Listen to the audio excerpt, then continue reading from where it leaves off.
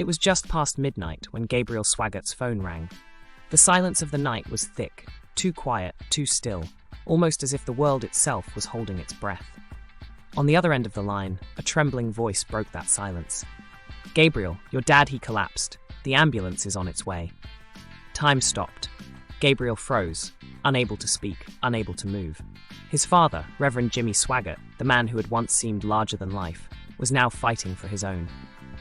He rushed to the hospital, his hands gripping the steering wheel, his lips whispering desperate prayers. "Lord, not yet.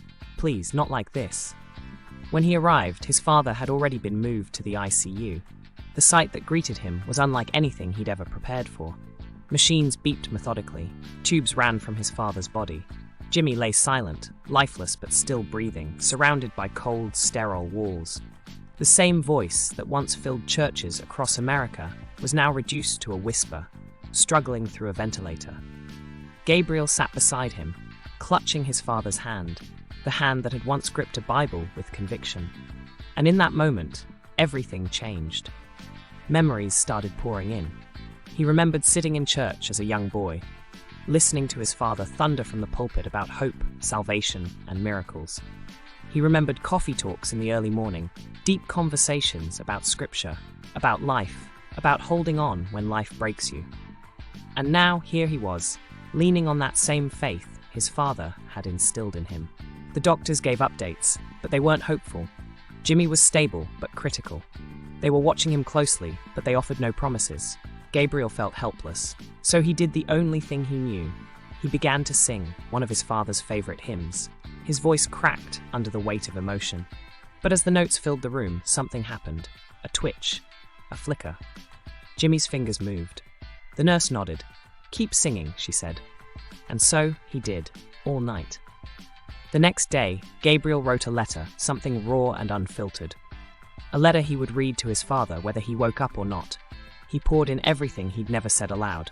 "Thank you, I love you, I forgive you, please forgive me." On the third day, he read it aloud at Jimmy's bedside, ending with one simple truth. "No matter what happens, I'm proud to be your son." Then, he stepped out of the ICU, carrying the weight of that moment in his chest. That evening, he recorded a video, not to give a medical update, but to speak from the heart. With red eyes and a weary voice, he said, "Life is fragile. One minute you're planning your week, the next, you're praying for one more day." He spoke not as a preacher, but as a son who was watching his father slip between worlds, and people listened. They felt it. The video went viral, not because it had answers, but because it was honest, because it reminded us all what truly matters. Back in the hospital, Jimmy remained unconscious. No sudden miracle, no dramatic change, just small, hopeful signs. A flicker in the heart monitor, a deeper breath, tiny shifts that felt monumental. Gabriel stayed. He held his father's hand. He prayed. He waited. And when words failed, he simply whispered, "I'm here." One evening, he stepped into the hospital chapel, crumbling under the weight of uncertainty. Alone in the dim light, he broke down. No rehearsed prayers, just the raw voice of a son. "Please don't take him yet, Lord. I'm not ready." He remembered something his father once told him. Faith is loudest when it's silent, and that thought kept him going. On the third night, Gabriel leaned close and whispered one final message in his father's ear. "You've carried us long enough, Dad. Now we'll carry you, your legacy, your name, your faith. We'll hold it all." It wasn't a goodbye. It wasn't the end. It was a surrender. A quiet peace had settled in his heart. Not the kind that comes from knowing, but the kind that comes from trusting. There's still no certainty about what will happen next.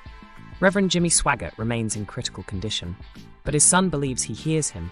He believes his love, his presence, his voice, it all matters. And in that fragile space between life and loss, Gabriel Swaggart has given the world something powerful. A reminder that sometimes faith isn't loud or perfect. Sometimes it's just showing up, staying close, and believing in the silence. If you're watching this and you're waiting, hurting, or holding on, know that you're not alone. This story isn't just about a preacher in a hospital bed. It's about all of us, and how we love, how we wait, and how we choose to believe, even when we can't see the ending.